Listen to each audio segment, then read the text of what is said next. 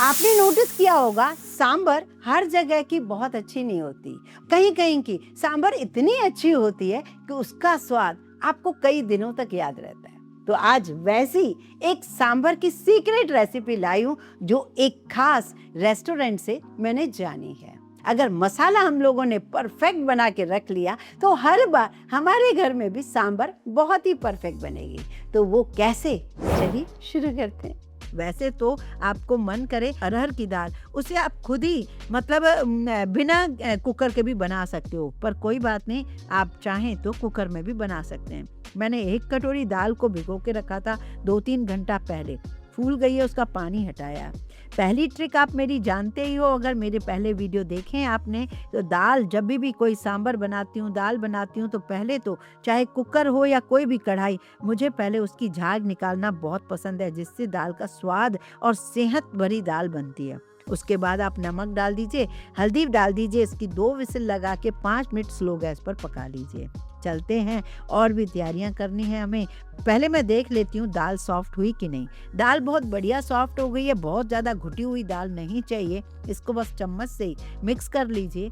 सांभर में स्वाद तभी आता है जब आप उसमें सब्जियां डालते हो, और आज की सांभर प्याज लहसुन के बिना बनाई जा रही है। जैसे आने वाले दिनों में कई लोग 4 महीने तक प्याज लहसुन नहीं खाते, तो वो बड़ी आसानी से इसे बना सकते हैं। सब्जियों को ओवर कुक ना करें, इस बात का खास ध्यान रखें। अगर बच्चे किसी वजह से नहीं खाते हैं तो उनको बहुत छोटे छोटे पीसेस कट करके डालें, जिससे वो आसानी से खा सकें।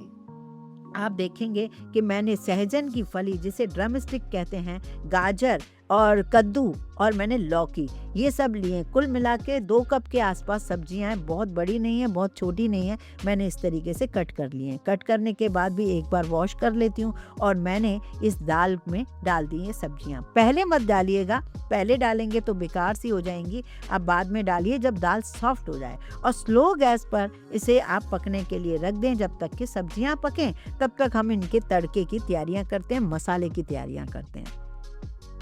एक तो काम आपको ये करना है, देखिए 2 टमाटर इतनी दाल के लिए काफ़ी रहेंगे। 2 टमाटर को आप कट कर लीजिए, थोड़ी सी अदरक ले लीजिए।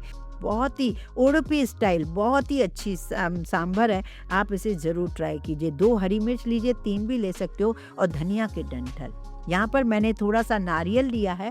नारियल मैंने सांभर मसाला में नहीं डाला है, क्योंकि उससे थोड़ी उसकी शेल्फ लाइफ कम हो जाती है। तो नारियल को मैं इस तरीके से इस टमाटर के साथ ही ग्राइंड कर रही हूँ। करीब करीब मतलब 1-2 बड़े पीस थे, और सबको मैं मिक्स करके एक तरफ रख देती हूँ। अब हम बनाएंगे सांभर का प्रीमिक्स, जो मतलब सांभर मसाला होता है। मार्केट का बिल्कुल मत लीजिए, वो अगर आपने ये मसाला बनाकर खा लिया, फिर आप मार्केट का कभी नहीं लेंगे। तो अभी मैंने यहाँ लिया क्या क्या है वो देख लीजिए। मैंने यहाँ फुटना लिया है, जो फुटना होता है ना, भुना चना, वो मैंने 1/4 कटोरी लिया है। अगर आपके पास फुटना ना हो तो चना दाल भी ले सकते हो, धो के भी उसका यूज़ कर सकते हो। 2 टेबल स्पून मैंने उड़द की दाल ली है सफ़ेद।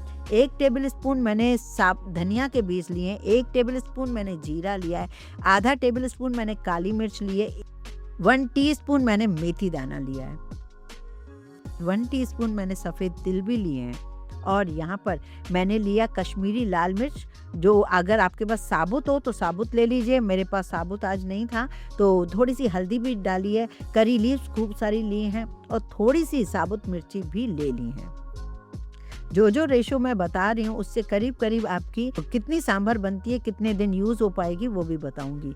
यहाँ पैन में मैं बहुत थोड़ा सा ऑयल डाल रही हूँ। सबसे पहली मैंने उड़द दाल ली है। चना दाल इसलिए नहीं डाली क्योंकि चना दाल मेरे पास फुटना है, जो भुना चना होता है। सबसे ज़्यादा कच्ची उड़द दाल है, तो इसको पहले आपको भूनना है। अगर आपने चना दाल भी लिया है तो साथ में ही भून लीजिए दोनों को। उसके बाद इसमें डाल दीजिए मेथी दाना। मेथी दाने को जब आप भून लेते हो तो कड़वापन खत्म हो जाता है। स्लो गैस रखिए। अब आप डालिए धनिया के बीज, जीरा और काली मिर्च, इनको भी आप सेक लीजिए। लास्ट में डाल दीजिए फुटना, जो हमें भुने चने थे। तो इन सबको आप भून के एक तरफ रख दीजिए स्लो गैस पर। जब ये भुन जाए तब लास्ट में डाल दीजिए सूखी साबुत लाल मिर्च और करी लीव्स, इनको भी थोड़ा सा क्रिस्प होने दीजिए। फिर लास्ट में ही आप गैस बंद करेंगे जब तक ये थोड़े क्रिस्पी ना हो जाएं। आखिरी में डाल दें तिल लास्ट में ही डालिए, जिससे क्या होगा कि वो सिकने में आपको बहुत कम टाइम लेगा। तो आपने देखा टमाटर के साथ ताज़ा नारियल को ग्राइंड कर लिया था, और ये जो मसाला होता है जिसकी शेल्फ लाइफ हमें लंबी रखनी होती है, तो तिल डालने के बाद आखिरी में आप इसमें गोला जो होता है उसको ग्रेट करके डाल दीजिए। गोला ग्रेट करके डालने से क्या होगा पता है, वो आपका लंबा चलेगा मसाला, उसकी शेल्फ लाइफ भी बढ़ेगी। वो मैंने डाल दिया कम से कम 3 टेबल स्पून। इसमें मैंने डाल दिया कश्मीरी लाल मिर्च पाउडर और हल्दी, और गैस बंद कर दिया है। मैंने इसमें थोड़ा नमक भी डाला था, जो कि मैं बताना भूल गई हूँ। नमक से भी शेल्फ लाइफ बढ़ती है हमारे मसाले की। और सारा मसाला मैंने ठंडा करके इस तरीके से ग्राइंड किया है। ये मसाला बहुत ही बढ़िया तरीके से पिस गया है, कलर भी बहुत बढ़िया है, इसका टेक्सचर भी बहुत बढ़िया है। इसे आप यूज़ कीजिए आज, और उसके बाद आप इसको एक जार में, साफ जार में भर के रख लीजिए महीनों, 3 महीने तक आपका ये मसाला बाहर रखेंगे तभी भी ख़राब नहीं होगा, ये मुझे पता है। इसकी खुशबू बहुत ही अनोखी, बहुत ही बढ़िया होती है। और अगर आप इसे नापना चाहेंगे तो मैं आपको बताती हूँ कि ये कुल मिलाकर ये कितना मसाला बन चुका है। तो इतनी चीज़ों में हमारा कम से कम 135 ग्राम के आसपास ये मसाला बन गया है। अगर थोड़ी चीज़ें हम थोड़ी सी बढ़ा भी देते तो 150 ग्राम के आसपास ये मसाला आपका तैयार है। मतलब जैसे करी लीव्स बढ़ा दी, थोड़ा सा गोला बढ़ा दिया, थोड़ा फुटना बढ़ा दिया, तो आपका 150 ग्राम का ये पूरा रेशो तैयार है। इधर मैंने एक काम और किया है, इमली को भिगो के रखा है और मैंने गुड़ लिया है। इधर मैंने देखा ये सब्जियां भी बहुत बढ़िया से सॉफ्ट हो गई हैं, हमें ऐसी ही चाहिए। अब इसमें मैंने इसकी कंसिस्टेंसी देखी दाल की, क्योंकि हमें सांभर की बिल्कुल पतली चाहिए, तो इसमें क्योंकि मसाले भी डलते हैं फिर ये गाढ़ी भी हो जाती है। तो मैंने इसमें उबलता हुआ 1 केटल पानी का डाल दिया। अब बारी है मेन तड़के देने की, दाल की। यहाँ पर मैंने एक कढ़ाई ली है, कढ़ाई में मैंने ऑयल डाला। ऑयल डालने के बाद मैंने इसमें वो टमाटर, नारियल और हरी मिर्च और अदरक जो डाली थी वो सब डाल दिया। इसे मैंने भूनना शुरू किया। इसी में मैंने 3 चम्मच डाल दिया सांभर मसाले का पाउडर। अब ये सारी चीज़ें आप इसमें भूनते जाइए। जितना आप भूनोगे उतना इसमें स्वाद बहुत ही बढ़िया आएगा।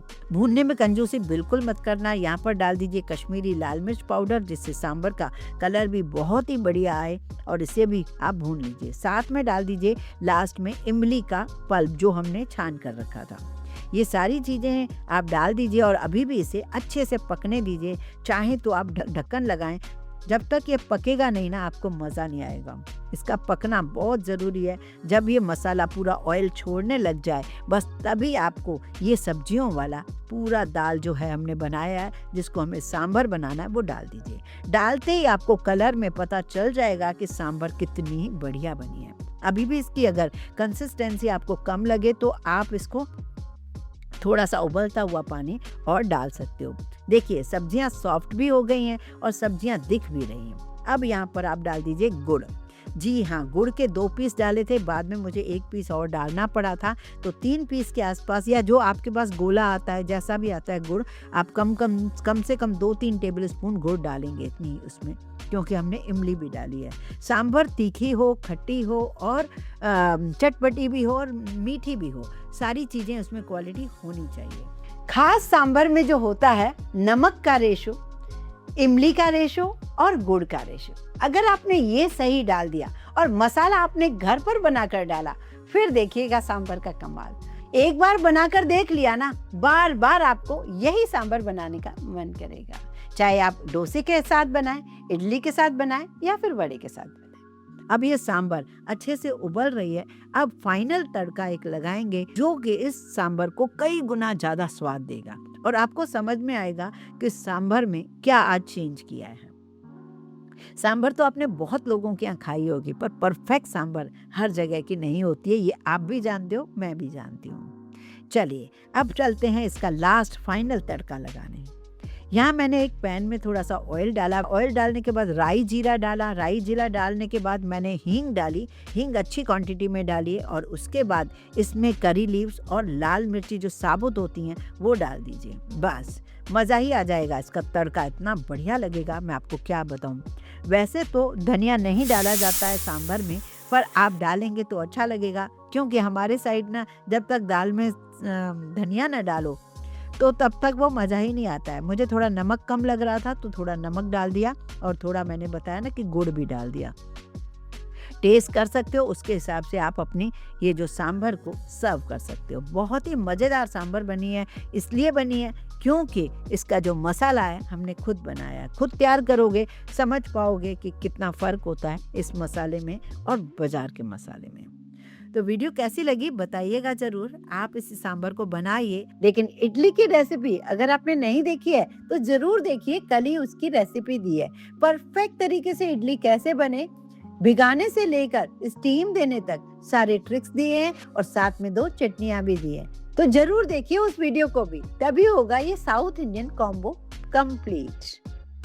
वीडियो थोड़ा सा भी पसंद आता हो तो इसे लाइक करें, ज़्यादा से ज़्यादा शेयर करें उन फैमिली फ्रेंड्स को जिनको अभी तक सांभर या इडली बनाने से डर लगता है।